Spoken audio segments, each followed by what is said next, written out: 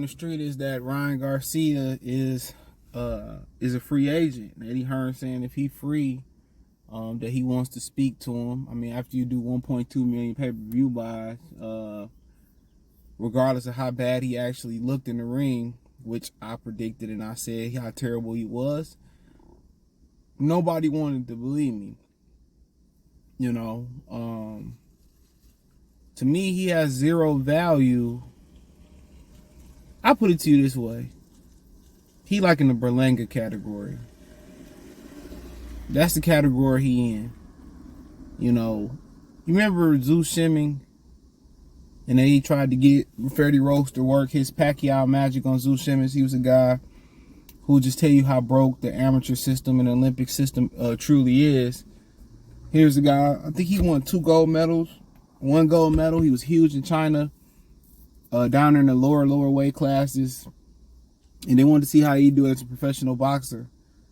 And he just didn't do well down there. You know, they faked it as long as they could. Freddie Roast did improve him. He just didn't have a pop to keep guys off of him, so he didn't last long, right? Ryan Garcia is kind of in that category. He can punch, and so can Berlanga, but they're in the same category where it's an uphill battle, bro. And the thing about, you know, with all 3 of them, you got to understand, Zeus Simmons was huge over there. I believe he was from China. He might have won a gold medal in the Beijing Olympics. He was huge over there. You know what I'm saying? He's a celebrity regardless. They care more about gold medals than actual world titles. And that's usually around the world. And he was huge. Berlanga's pretty big in New York. He got all these celebrity fans. And Ryan Garcia got over 1 million subscribers on YouTube. We got a whole bunch of other followers on other platforms. So when you don't have to do something, or you got distractions, it's hard. So it's a buyer's beware when you talk about wanting to sign Ryan Garcia, because he doesn't have, him even getting dropped from that shot, and I know he was injured and he didn't get back up, he doesn't have to do this. He knows it. When you hear young guys say, well, you know, I don't care about winning the world championship and that isn't on my to-do list, like, that let me know everything I need to know about a particular fighter. Excuse me. Like, that's a dream. That's a goal for a lot of fighters, to win a world championship and put the belt, and you see him ducking title eliminators, ducking title shots, and not wanting to fight other champions. That right there lets you know where his heart is in the sport of boxing. You know, but most guys can't wait to do that 20, 30-yard, 10-yard dash to get their world title. You know, and he can't get one because he's not good enough. And I keep telling y'all that, and he know he not good enough. That's why he don't want to mix it up. That's why, you know, Tank was a cash out. And the amount of work that he needs to overcome just to be on a work, like the true top 5 in a weight class, it's a lot of work. I would say it's more work than Edgar Berlanga. I would say it's probably more work than Edgar Berlanga. The feet is all over the place. He's sloppy. He don't know how to throw a jab. He don't know how to throw a right hand. Even when he throw a hook, it's messy. The chin fly up. So many mistakes. And now you see why they fought so hard to make the Gervonta Davis fight. It was a Golden Boy's opportunity to get a lot of money out of Ryan Garcia, right? It was Garcia's opportunity to get paid like a unified, undisputed world champion. He knew he'd rather go in there versus Tank and get knocked out. But what he thought was, you know, maybe I can catch him. He's small, he's short, he's stubby, and he ain't focused. He could be facing jail time, and I can get him. I can get him. And I just might get him because he's smaller. And that was the train of thought. And he's the biggest guy down there as far as name and stature. It made a lot of sense. And financially on the back end, they made out with a lot of dividends, or will make out with a lot of dividends. But going forward, and him being that 140, ain't no way. Ain't no fucking way he getting the world championship unless it's going through Rolly once Rolly get the WA belt. And then again, Rolly seeing what he's seeing. You know, when guys see you get knocked out and you can't get up, even though Rolly coming off getting knocked out, it was different. He got caught with a flush shot. But it's different when the guy see you on a knee and you refuse not to get up, even when you got guys on the brink of defeat. You know what I'm saying? They like, man, if I catch this dude, he ain't got the heart to get up no more. That's their mindset. When people see you when some people think you quit, and that's the narrative in boxing, the way he did, then some people opinion, I saying he quit. Fighter, that make a fighter where you think you got him on the fritz. You know what I'm saying? That make them try a little bit harder. They know if I land that shot, I can get him. But to me, he don't have no value. I don't care how much numbers he did. All the matchmaking in the world is not going to protect Ryan Garcia from the inevitable. He's too inferior in too many different ways. He ain't got a super chin. He ain't got a super power. Everybody talk about the speed, man. Bruh, speed on this top level, speed and power could be neutralized. They become a big factor when you fighting guys outside the top three. I say outside the top three of the division now, since there's so many, you know, top 3, 4, 5 guys of the division. Yeah, it's a factor outside of that. But when you step up in the top 5%, 3% of the division, like, bruh, everybody pass. Everybody can take a punch. Now it comes down to how do you get the missile and the bomb on its place. You got to be a little bit more methodical, a little bit more calculated to really be on this top level with these guys. And right now, if you look at him, his feet all over the place.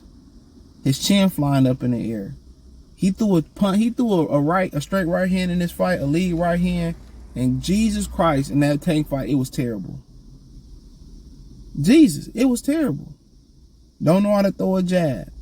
And when you go up to 140, they get meaner, they get rugged, they punch harder. They may not get more skillful, but they get rugged, they punch hard, they tough, they big. You know what I'm saying? So if he a free agent, you know, be my guest. It's only so long fake thugs can pretend. It's The Rock. You know? It's only so long that he gonna get in there one of them dudes that is different than 35. You can pick a Luke Campbell. You could pick on the Joseph Diaz and shit like that. And you do have your Pedrazas and your Comeys at 140 and stuff. But Jesus Christ, you fuck around and you pick Jack Catterall, or you pick a Gary Anton Russell, you know what I'm saying? Or you pick one of them type of guy, man, you gonna get the dog walking shit beat out that boy. So even if he a free agent, bruh, ain't no long-term solution. He that bad. I kept trying to tell people, bruh, the film don't lie. Don't listen to what Roy's saying. Don't listen to what Ronnie Shields just said about he could be a top 140 pounder. That motherfucker Ronnie Shields, love him to death. He probably can't even name 5 guys at 140. And I find it funny when the other I was gonna do a video, I stopped it. I didn't never release the video. I just stopped it. I was gonna do a video about when the other lose. Like, everybody's so uplifting, bruh. Oh, man, he can come back. No matter how bad they lose, he can come back. He can bounce back. He can. No, the fuck he can't, nigga. The fuck he bouncing back to? Unless he can make 140 and the motherfucking 126 pounders got to make 126 and he got to fight them up. He can fight a pool of them. And still probably some guy down there to fuck Ryan Garcia up. Even with the weight advantage. You know, it's like, oh my God, he can come back. But when the brothers lose, oh, it's over. It's retired. I don't see what else he can do in his life. He's trash. He's ass. He can't even beat Ashley Larry. You know what I'm saying? He can't even beat Chuck from 33rd Street and 45th West. You know what I'm saying? They be so, oh man, he'd be all right. Let's uplift him. Oh, let's put him on pedestal. He can rise again. He can rise again. You know what I'm saying? You be like, all right, bro. Whatever. You know. But, I mean, shit, they wanted people. Somebody signed fucking Berlanga, nigga. I'm thinking about running around this motherfucker, putting some miles in and hitting the bag. Building up my social media following on TikTok and all, Instagram and all that shit and getting a deal. Fuck that. Why not? Yeah, why not? And then if people like it, just I mean, like I said, you know what Isaiah Thomas say on the Bad Boy 30 for 30 film don't lie. Numbers lie, people lie, but the film don't. So, I mean, I'm pretty sure Al Heyman might have some interest. Obviously, Eddie Hearn got some interest. He's a scavenger of boxing. Bob might have some interest. But Bob is the only one with a real company. Bob is like a boxing appraiser. He gonna ask his matchmakers.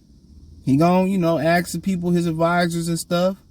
They gonna ask the network. They all gonna weigh the different things, and this is what we think you worth.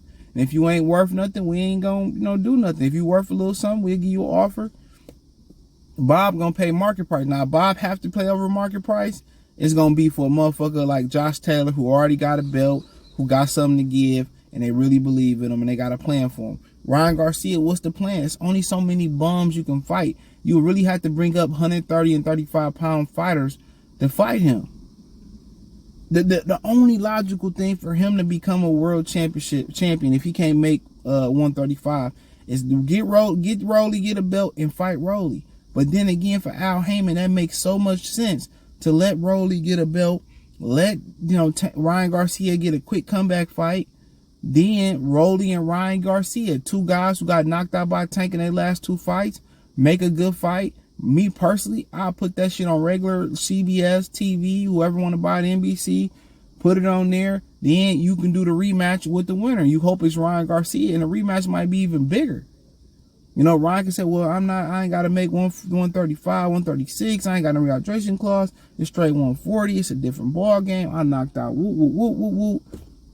That's the only logical thing I could think about for him to get a world title or put himself back in contention where he can remotely do those type of numbers. But hey, it is what it is. Let me know what you girls and guys think. Check out the Boxing Room playlist. Thumbs up the video. Share the video. Subscribe to the channel.